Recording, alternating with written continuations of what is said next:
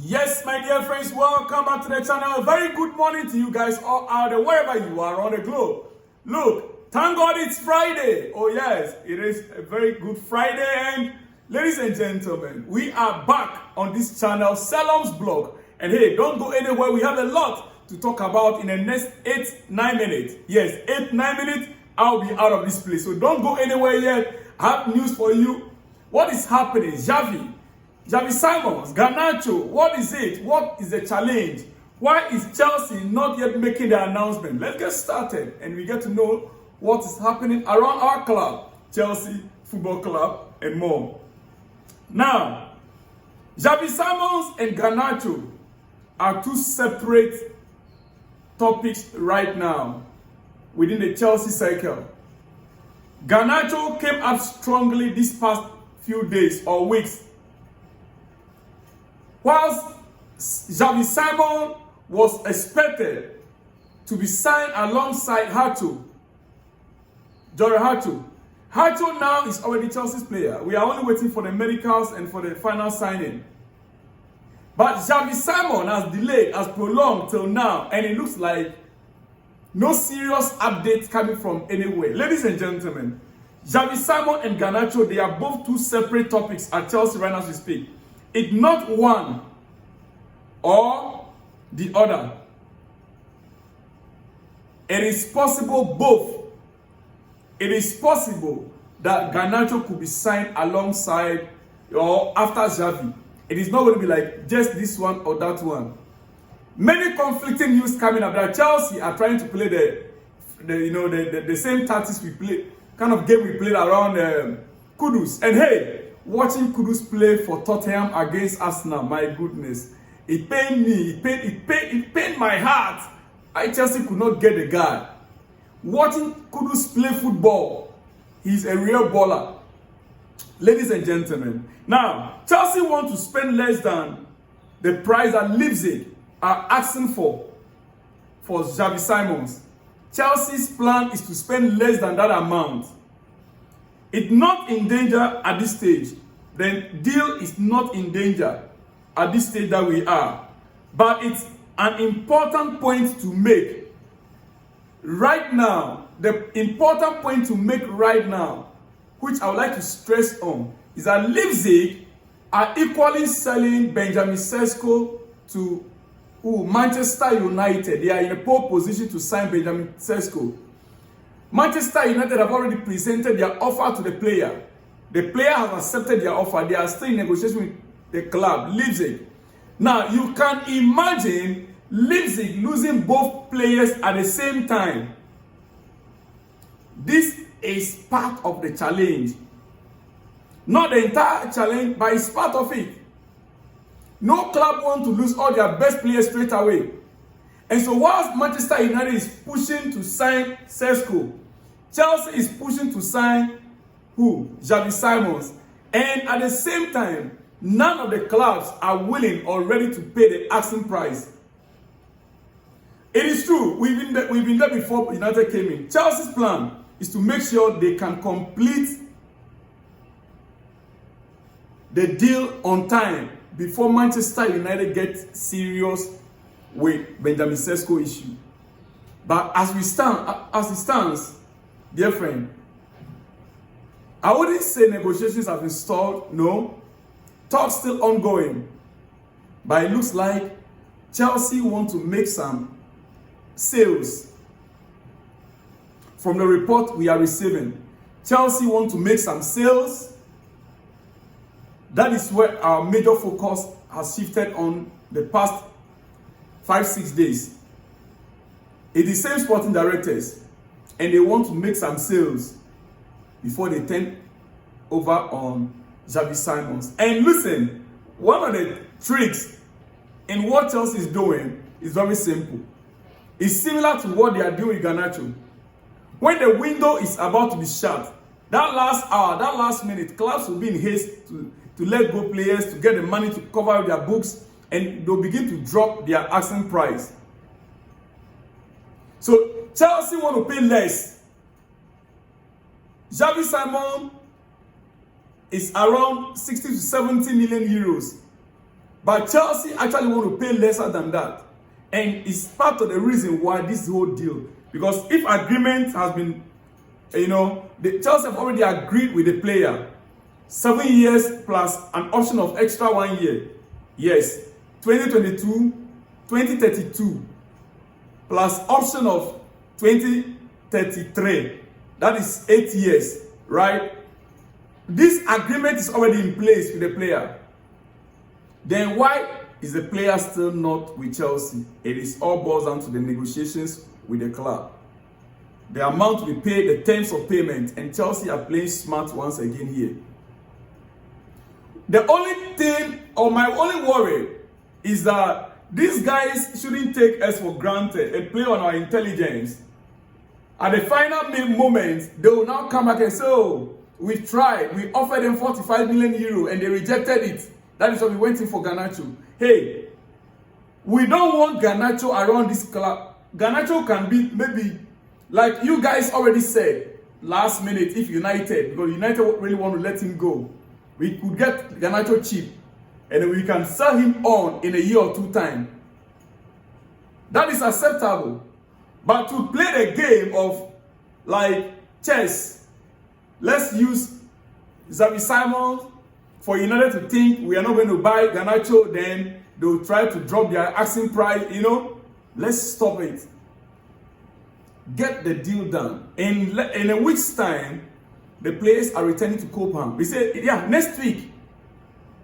The holiday is almost over.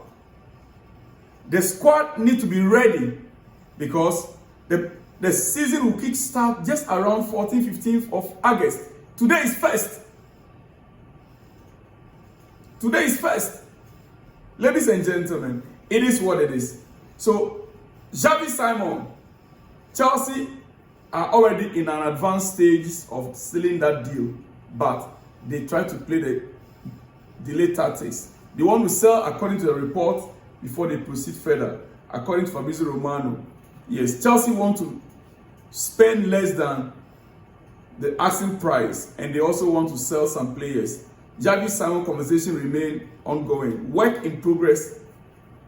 Also on the contract, it is important for Chelsea to sell players to create some space and then to try and complete the situation and deal for Simon. Ladies and gentlemen, now, I want us to take note of this. Where is it? Okay. It is the same thing. But let me just announce to you, Galatasaray has finally signed their man, Victor Omen. Yes, Victor Omen to Galatasaray, confirmed. Galatasaray confirmed Victor Omen has signed a 4-year contract. That is 75 million euro fee to Napoli, who also retained 10% sell-on clause. Omen will receive a net wage of 15 million plus 1 million loyalty bonus and 5 million for his image rights. All the amounts are quoted in euro. Now, the breakdown of it, that is what I have here. Osimhen's salary, 15 million euro per year. That's 12.9 million pounds per year or per season, which is equal to 250,000 pounds a week. So in a month, Osimhen is making 1 million pounds in every month on a 4-year contract. Every month, 1 million pounds. So in a year, that is 12 million pounds. 12 by 12 is what? 24. So Osimhen is making about 48 million pounds in 4 years with Galatasaray. Plus a loyalty bonus of 1 million euro. That is 860,000 pounds. And then image right fee of 5 million euro, which is about 4.3 million pounds. Ladies and gentlemen, it is what it is. It is what it is. So Victor Osimhen is 250,000. And Chelsea could not get it, or what was the issue? I don't get it. I don't know. Jadon Sancho, we understand. Jadon Sancho is still looking for a club to settle on.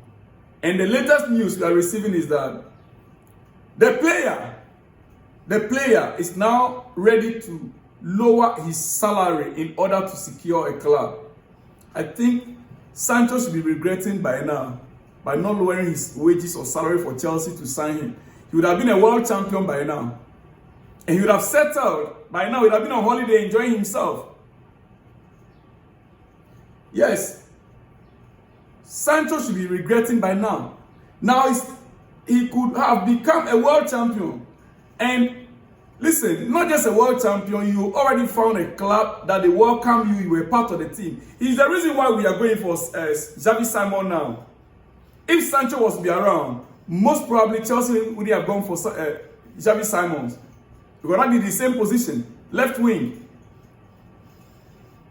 All his effort to secure a higher salary elsewhere is in vain. Now he desperately wants to take 50% pay cut. 50% pay cut. That is Jadon Sancho for you. Ladies and gentlemen, it is what it is. Now, before I continue, I want to take a look at this. I saw this and I suspect this was created by either an Arsenal fan or Barcelona fan. Look at this. The 10 most valuable players in the world of football right now. The 10 most valuable players in the football world right now. Look at it. Lamine Yamal, 200 million euro. Jude Bellingham, 180 million euro. Kylian Mbappe, 180 million euro. Erling Haaland, 180 million euro. Vinicius Jr., 170 million euro. Bukayo Saka, 150 million euro. Pedri, 140 million euro. Florian Wirtz, 140 million euro. Jamal Musiala, 140 million euro. Federico Valverde, 130 million euro. The 10 most valuable players in the world. What do you think? This either created by an Arsenal fan or Barcelona fan. Two things. How on earth Cole Palmer is not on this list? Well, none of the world champion players are on this list. No, come to think of it, Jamal Musiala ahead of Cole Palmer. Come on, team. Florian Wirtz ahead of Cole Palmer. Bukayo Saka, the argument has been there. But look, even if you watch Kudus game on yesterday against Tottenham, I even value Kudus than. Oh, I know you Arsenal fans will disagree. If you watch Kudus yesterday, I see Kudus as a better player than Bukayo Saka. Trust that. No, I'm being honest. I'm being real. I'm not saying Saka is a bad player, but he's been overhyped by Arsenal fans. What he does for the Arsenal team is to give them free kicks. Lots of in a game, he alone can get them 2-3 free kicks in a dangerous area. That is all he does. That is the only exception about him. You watch Kudus play game yesterday, you understand what I mean. Federico Valverde ahead of Cole Palmer. I don't get it. That's why I said this is either created by an Arsenal fan or Barcelona fan.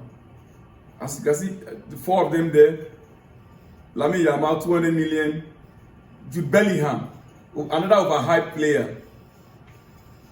Mbappe, yes, deservedly he should be in it. Haaland, deservedly should be in it. Even Lamine Yamal, deservedly should be in it. But guys, because they are in Spanish league, they are being overhyped. Let these guys come to Premier League. No, that is why I will value even Haaland than Lamine Yamal. Yes. The reason is that Haaland is playing the Premier League, the most difficult league in the world. So I will value Haaland than all these other players. Anyway, let us not even worry about that. This has been created by all these Arsenal fans, I know. Ladies and gentlemen, let me now conclude. You see, Xavi Simons to Chelsea, it's been over-delayed. It delays so much, and we are getting irritated. Hearing the news, all we have been waiting for was, here we go. There is an optimism on Simon. Yes, I admit. But the challenge is that Leipzig, like Brentford with Mbeumo to United, right? And Wissa may not want to lose two players. I said it earlier on. So the first to go out should be Xavi Simons. And then Sesko, maybe if Manchester United are lucky. But it gets complicated when both teams are going forward at the same time. Chelsea may have to move fast in the coming days, honestly. Chelsea may have to move fast in the coming days because now is the best chance to get him. Otherwise, my sense is if Sesko gets done first, it will become a whole lot harder for Chelsea to sign Xavi Simons.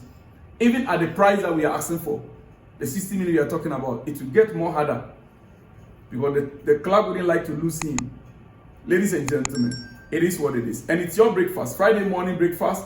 I will not be taking much of your time. But hey, kudos to Tottenham guys, Tottenham fans. You signed a wonderful player in Mohamed Kudus. Watching him play, he was substituted earlier in the game, I think 65th minute or so. Yeah, the coach just want to protect him pre-season, and he's done quite well for Tottenham. Anyway, guys, like I said, Omen is now finally a player for Galatasaray. What else do you want to know? I'll be back in the next one. Shalom and peace.